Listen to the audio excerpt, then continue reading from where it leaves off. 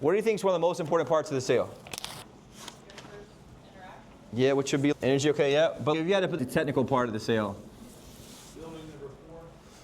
Yeah, we talked about 2 weeks ago, which was linking, right? Remember that? So I'm going to talk about phase 2 after linking. So what was linking? What was linking? Finding common ground with the other person. So I take the common ground, and we had the ability to do what?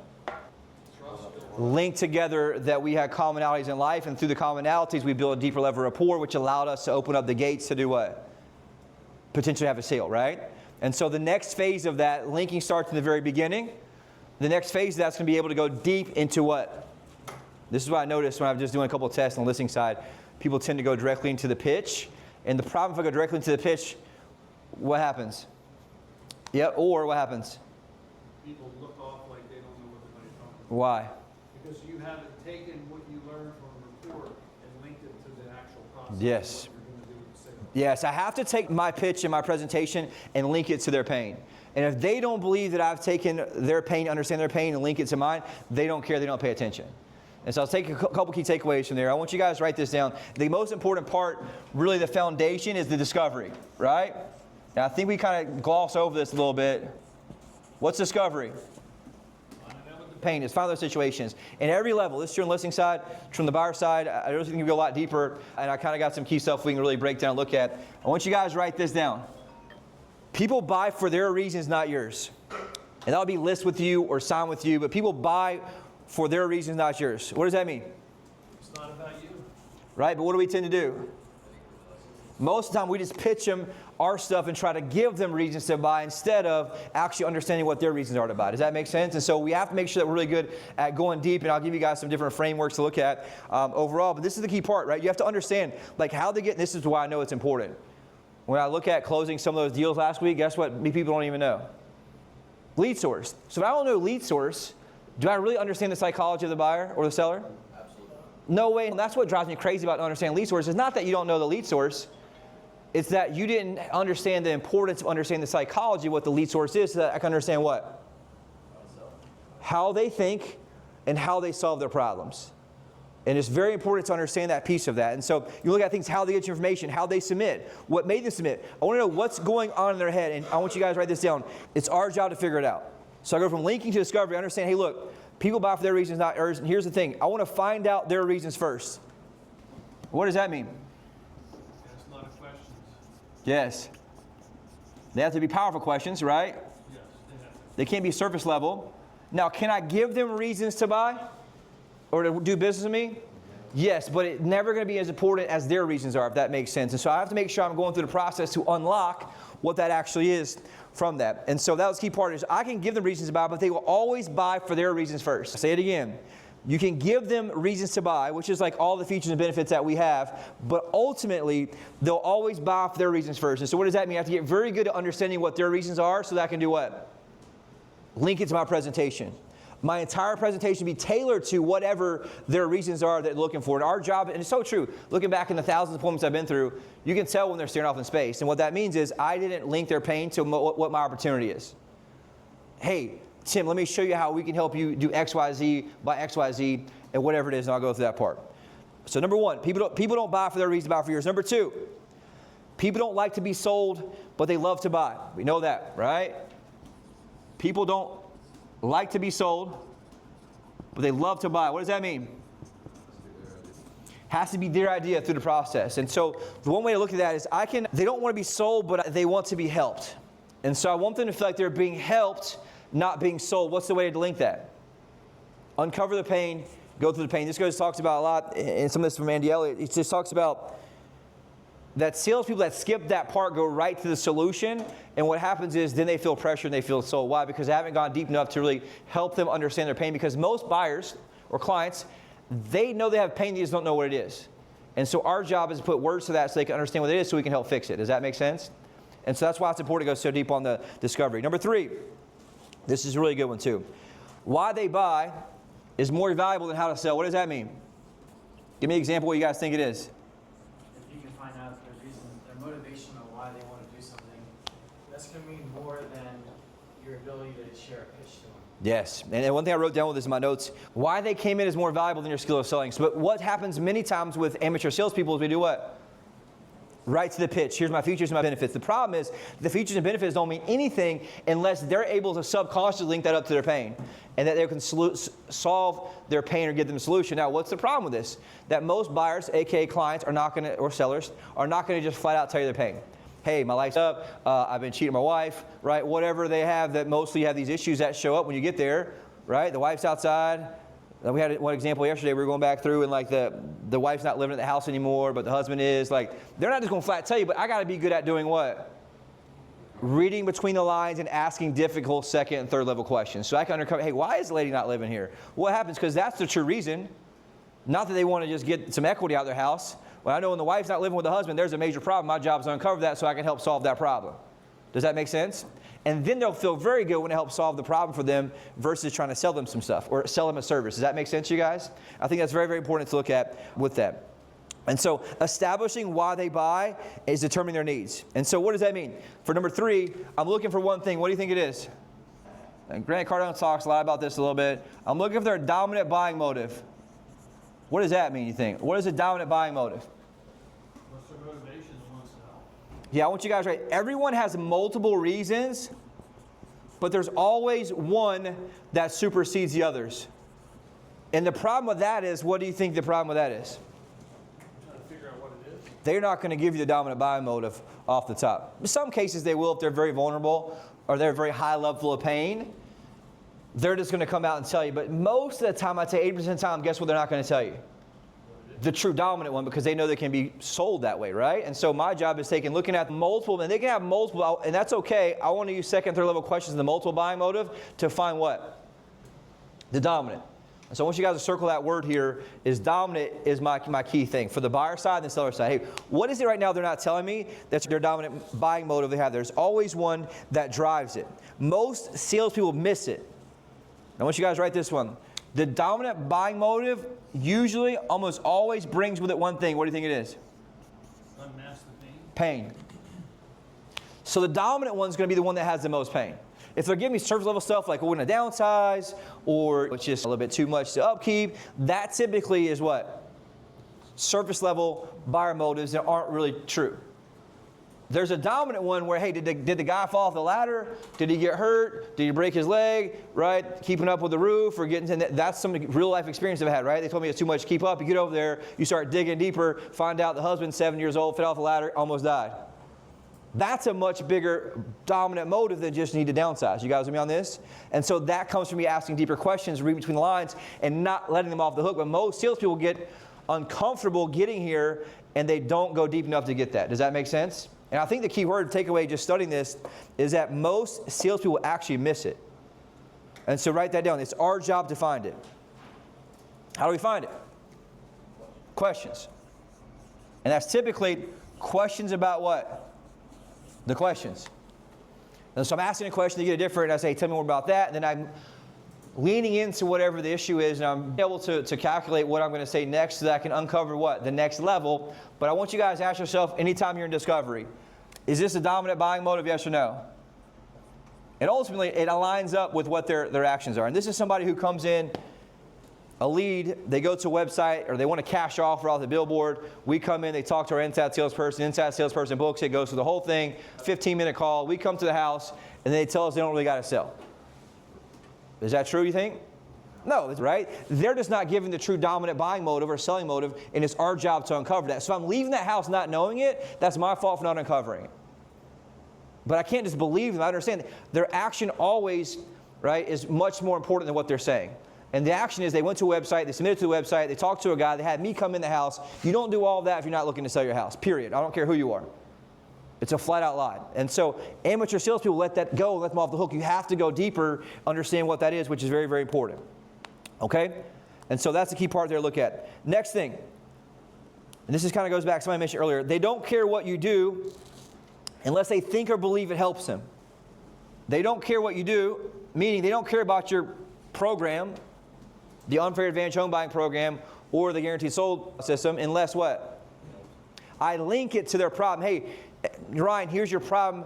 Here's how I'm going to help you guys get the property you want or whatever. Here's how I'm going to help you guys get your first-time, be a first-time homeowner, whatever their thing is, right? Help them solve their pain and get to something bigger that we have. And I went through this a lot deeper before, I think with Ryan, one time we uncovered the part about having a kid and all that other stuff, right? And so that's something I think that's very, very important. So I want you guys to understand this part. The best part about finding their dominant buying motive, is that it helps differentiate you from the competition. Why? The competition just starts selling. Here's why I'm so good. Here's why I'm so amazing. Here's why we're so great. This is why most people make this mistake. You lead in with just how good we are, but the problem is they don't give how good you are until they understand that you know what their pain is, and that you actually care about their pain. And so this is where the energy comes in, the asking the right questions comes in, and going deep makes a big difference there. And so that's the key part. And I want you guys to write this. Some keywords we'll go through, look for. Number one is motive. I'm looking for the motives. What's a motive mean? Why they want to do it. I want you guys to write this down. This is important too to have. The motive, right? Finding their dominant buying motive gets you to the heart of the sale. Think inside, right? I'm looking for the heart of the sale. So I'll call it DBM equals heart of sale. So my job here, I want you guys to visualize this, is to get to what? The heart. The interior, the part that moves and drives everything. Because with that, right, I get to this. This is where you get to the greatest desire to take action. And so my job as I uncover that, both in discovery for a seller, discovery for a buyer, is that I've got to make sure that I'm getting deep enough here. I'm looking to uncover one thing. The greatest desire to take action. Right? Super important piece there. So how do we get this? What are you guys' thoughts? How do you get this? Keep asking the questions. Yep. Digging down, going deeper. So I'm going to give you guys some ways to do this, to get to. And some keywords I'm looking for, different ways to do it. Number one, find out their story. I'm looking at their story, right? Ryan sat and interviewed with me yesterday. What was the first thing I asked him? Hey, what's your story, man? Tell me your story. What was I looking for? Just like Pain. pain. Basically, stuff that he's overcome in life, stuff like that. That's kind of what I look for. Yep, and I'm looking for keywords here, right? I want you guys, you're looking for major clues about what they like and don't like so you can establish a real relationship. I mean, I'm not there just to sell them something. I want a real relationship. What's going on with them, right? You want to get them to tell stories about what they have going in their life. Why? Because I'm looking for clues. This is the part where I get clues. Say that again. What they like and don't like. Yeah, I'm looking for major clues about what they like and don't like so that I can establish a real relationship, right? And that allows me to connect with them through their pain. I can also connect with them through my pain if it's similar, right, by linking. But you want to get them to tell stories, and I'm looking between those stories about what they have going in their life. That's how I'll uncover the real dominant buying motive. They're not just going to flat out tell me. So, for example, the guy yesterday, I want to figure out, this guy had a wedding business that he's claiming on the outside is pretty successful, which it is. But I know that if it was that successful, he wouldn't be sitting in front of me, right? So my job is to figure out the story behind that, what it was. I had a good guess on what that was, which there just wasn't enough weddings he was doing for him to be able to do that full time. Does that make sense? And so I tell the stories. I'm learning more about him, and obviously I get to where I ask the question of, hey, what's the number one problem in your wedding business right now?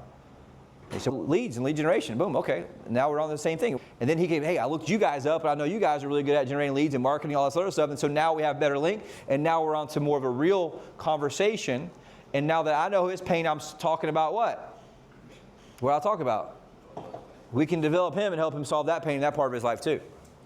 Right? And so now guess what happens to the interview? It became more relevant, and now he's more interested because I led that way through just a simple discovery. And so that's why it's so important to understand. But the story a lot of times unlooks, I'm looking for clues in there, and I pick the rabbit hole, I go down the rabbit hole. And sometimes that's not the right rabbit hole. So I back out of the rabbit hole, ask another question, and I find the right ones where I'm looking for what? Leverage. I'm looking for connection. And that's very important for us to understand looking at. Questions about that? Number 2, past experiences. This is key. Why? In many cases, that's going to tell you what they think about you based on previous experiences, right? And so listening is your number one job. It's very important. I want you guys to understand, when I'm asking for this part, your number one job is to listen with the intent to understand. I'm looking to understand 2 things. Number 1 is them. What does them mean? I want to know how they think. I want to know what their perception real estate agents are. I want to know what their previous experiences are. They get ripped off by some agent. They have somebody who didn't call them, right? Because that's going to tell me where we're starting at, and that's how I find the common ground to start working from there. If they have had great experiences, hey, I know we can start in a good place. I don't got to work as hard. But if they have bad experiences where I want to go back and meet them where they're at and bring them up to where we need to go. You guys with me on this? That's a key part there. But most people, right, I want you guys to write this down. The greatest salespeople don't talk the most. But what happens to most salespeople, you probably notice this a lot, they want to overtalk the client because they're too worried about what they're going to say next. And so you have to be able to resist that urge to talk. Because you have to stop, pause and listen with the intent to understand, meaning that I'm listening and I'm not over-talking them, because if I'm still focusing on what I'm going to say next, I'm not truly understanding what they're saying to me. And I can feel on people that do it with me, right? They're just waiting to say their word. You can see it like busting out their mouth almost. And so you have to be able to hold still with that and make sure you're not doing that overall. Write this down. You want to be a sniper. That's the key part here. Never interrupt. Simply ask more questions. So when I have that process, write this down. Never interrupt. Number 3. This is an interesting one. Expertise. I'm looking for their expertise. What does that mean, you think? You want to know, they want to know that you know what you're doing. Yeah, but I'm still in discovery. You want to know what they're good at. So write this down. Don't outshine them yet. And so easy, because what a lot of people, they want to start selling in discovery. The moment I start selling in discovery, what happens? And it's very tempting, right? Because they talk about this bad experience I had and whatever it was. You're like, man, I can just crush this one out the park right now because we got this thing that solves the problem, right? You don't want to start selling discovery. If I start selling discovery, what happens to the discovery? Give me an example. What do you think? It's over. There is no more discovery. The moment I start selling discovery, there's no more discovery. And so you have to really resist the urge to start selling. Never sell in discovery. Why? Because there's 2 different types of psychology here. I'm asking questions, going through the process. And so here's a part. There's 2 types of customers. Number 1's the self-expert. Guy or lady, you think? Know-it-all. They're the know-it-all. You ask them questions. Right? They're the ones highly educated. They've been on Google for weeks. They've read everything about you. Right? What do you got to do to them? Make them feel good. Man, Ryan, you don't even got it. Man, you could probably teach me. You probably know more about them than I do, man. This is awesome. This is going to make it so much better for us. And then I want to make them feel good in doing that. I want to acknowledge that they did that part, because if not, they're going to battle me. And so then I just say, let me fill in a few gaps for you and share what we do, some things we don't share publicly with anybody that you might be able to see. Right? So make sure you probably make them feel good, right? Hey, Ryan, you probably don't even need me, man. You know more about this than I do. But there's some insider stuff we don't share publicly. Let me kind of share some of that with you and how that works. And I go right back to the whole presentation at the end. Okay? But I just want to acknowledge them for that. And the other person is a novice, right? I want to show compassion there with them. I'm not going to start selling yet, but I want to, hey, this is somebody I really need help. They're probably nervous. They're probably uncertain. And they're probably scared of who they do business with if they're the novice person. Does that make sense? And with somebody who's a self-expert, I'm going to start asking them a question. Hey, tell me what most important to you. Tell me, hey, based on your research, what do you think the difference in agents is? What kind of questions do you think are the right questions to ask an agent when you're picking an agent? And I lovingly expose them in that process in most cases, right? Number 4, their need. I'm looking for their need. What does that mean? What's their ultimate goal? Where do they want to get to? Yeah, I'm looking for what exactly do they need, not what they want. Most of the time, they're going to tell me what they want, but not what they need. You guys with me on this? And so my questions need to be directed in a way where I'm asking what they need, not want. That's going to take you reading between the lines and asking 2nd and 3rd level questions. 4 is need, right? And here's why. When someone needs something, what's the urgency? Very high. My job is to uncover what they need and expose that to them as a truth, if that makes sense. The next one, number 5, is very close. What do you think that is? Their wants. Now, what's the key part about their wants? I want you guys to write this down. It's an emotional buy. Their wants is an emotional buy. So what does that mean? If it's an emotional buy, we have to understand that part of it is right. And this is such a good thing. This is so important. This is why I'm sharing really the whole thing right here. You guys write this down. Not everyone is willing to pay for the best, but everyone wants the best. Would you guys agree on that? Not everyone is willing to pay for the best, but everyone wants the best. I'll give you the second part of that in a second right here. This is powerful. This is kind of a huge takeaway. What do you think the difference is between the person who pays for the best and the person who just wants the best? Normally the person who pays for it gets with it Okay. or a bad experience. Yeah, what else? The person who pays for it will get what they want. The other person, they're going to give it. But what do you think stops the person who wants it from actually paying for it? They don't know their own things. They don't know. It's always the salesperson. That's a tough one. Does that make sense? I'll say it in this way. The difference between the person who pays for the best and the person who just wants the best is always the salesperson. Why is that? Any ideas? The cost is only the issue in the absence of value. You guys write that down, right? Cost is only an issue in the absence of value. Meaning, if I stack enough value and have enough value in there, that the difference between somebody who wants, because if they want the best, right, but they're not willing to pay for it, what does that tell you? I don't find value. Now, is there a rare person who's a discount shopper? But the discount shopper, they don't necessarily want the best. They want what? The cheapest. But most people want the best service. They want the best service for their house to get sold. They want the best service when they're searching for a house, right? But the difference comes down to, I want you guys, that's a self-accountability thing there. The difference between the person who pays for the best, the person who just wants the best, is the salesperson. And so my job is to understand, hey, look, what are their wants here? What's the emotion behind it? Emotion is something that most people, but just know that cost is only an issue in the absence of value. Number 6, look for problems. 3 main places we have the problems. Where do you think they are? Individually, family, business.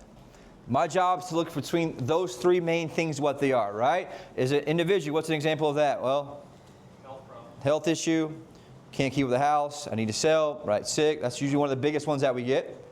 Number 2, family, which could be size of family. Relationship issue, one person wants to move one place, one person wants to move another place, right? That's something that makes a big difference in those. And then the 3rd example would be what? Business would be things like lost job, need to relocate for a different location, right? Those are things that we have here that make a big difference. So my job is to go what? Deeper and understand and uncover what? The pain associated with the problem. Just realize the problem brings the pain. Make sense? Which is very, very important for us to own that part. Are you saying that it only comes from those 3 areas? Those are the 3 main ones, right? What do you think one outside there? No. So like even for example, health is an individual, right? That could be one of the individuals. Family is typically relationship issues. Kids, overgrown where they're at. Kids leaving, growing up. Marriage issues, typically. One person wants to be back in Pennsylvania, one person wants to be here, right? Those are other issues that you uncover. And so this is where you want to uncover those questions. This is where you can tell by how they look at each other what their real problem is. Yeah, like the one with me, like when we got stuck in the stairs, me and my wife were worried about like going downstairs at night, so that'd be more like a family issue. Yep. Make sense?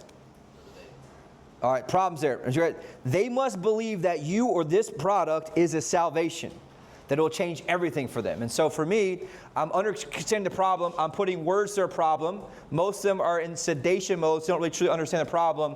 My job is to put clarity to this, expand the pain, associate the pain along with it, and then we're going to be able to link that to what? My solution, which is their salvation. Okay? Very, very important piece here. Number 7, passion. What do you think that means? They want to know that you're going to help them and you're really, really interested in this problem, that you're not just selling them. Yeah, I want you guys to write this. It's the highest form of emotion. All right? Sales are made emotionally and justified logically. And so my job is to get to that passion. Sometimes that passion could be pain. Sometimes that passion can be passionate about solving the pain. Sometimes I go deep enough about the cascading of pain and how long they've had the pain. That's going to create an emotion of passion, which makes them want to do what? Take action. Solve the problem and take action. And so with passion, it makes it much easier to justify. And that justify can be cost or timeline, right? Timeline of making the move, of pulling the trigger, timeline of listing the property, whatever it is in that part, is super important to make sure we're going through there. Number 8, fear. And these are just things we're looking for when we're asking questions in discovery, okay? And this is something you're going to come back and want to study again, maybe watch again. I'm going to come back to this. And so, what does fear mean, you think, in this? The reason for them to do something. Yeah, I want you guys to write this down. Fear of loss is greater than desire to gain. People will do more to keep from losing something than to gain something. There's a lot of studies of this. You guys heard a story about when the person will do a lot more to keep somebody from stealing $20 at the wallet than they will to get $20, right? The fear of loss, how people operate from a psychology standpoint, right? People are going to work a lot harder to keep from getting $90,000 stolen from them than they are to gain $90,000.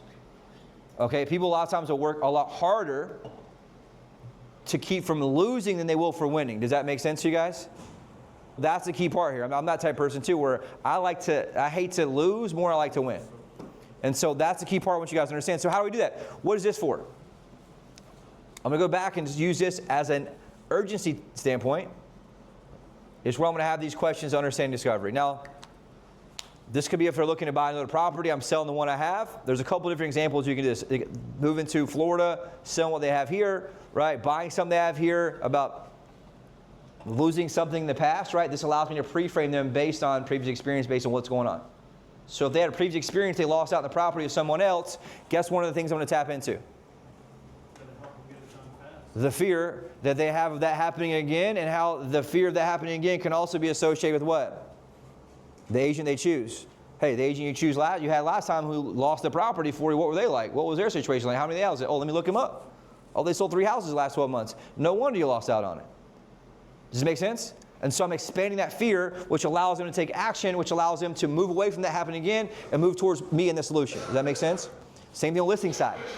The fear of not having it sold again. Right now, what, 50% of properties aren't selling? What's the condos? 30% of condos are selling, which is what? A significant amount, 62% are not selling. So there's a lot of sellers who have fear of that. We're doing what? Happening again. And so my job is to make sure I use that for 2 things, picking me and picking price.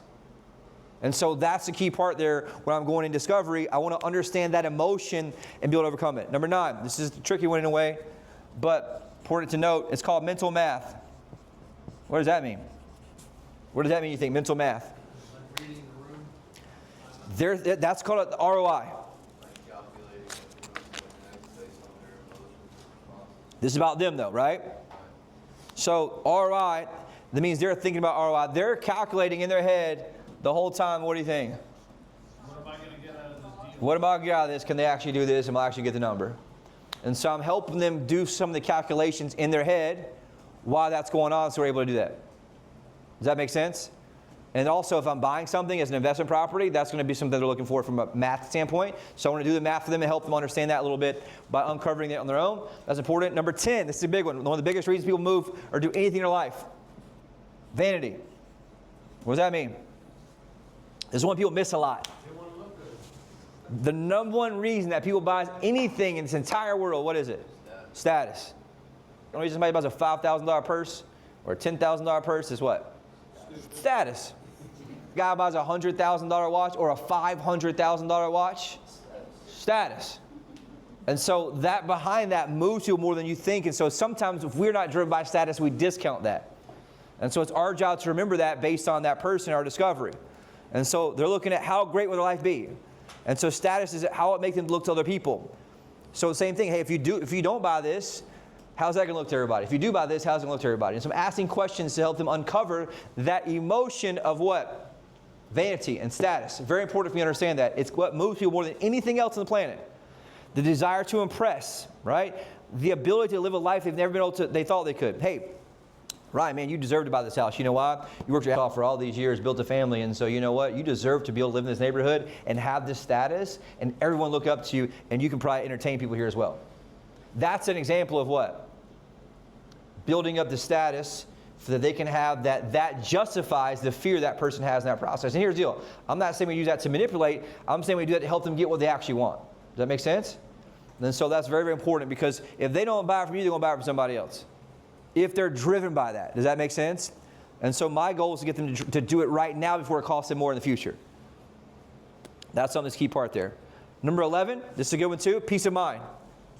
What does that mean? You want to feel comfortable in their decision. What's some examples of that, you think? So they make the right choice, because you help them and you explained everything to them properly.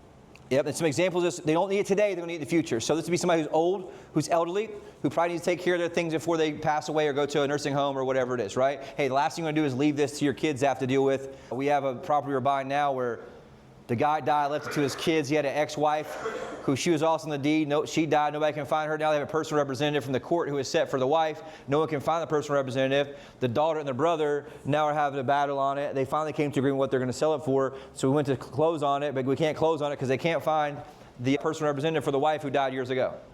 Right? That's a show. Guess who emotionally is riding this roller coaster? The daughter, because she's the one that's the head of the estate. That makes sense? And so part of that's the peace of mind. Hey, look, let's go and get this taken care of so that it's solved and no one's to worry about it. Another example is people who are in an older home that don't want to keep up with its out of repair. They don't want to make repairs on it. Upkeep insurance is too much, right? They want to have the peace of mind of getting something that's not going to have insurance double or triple. So right now, from the condo market, I'm selling a condo. Getting out of an HOA after getting a $10,000 or $15,000 assessment gives me what? Peace of Mind.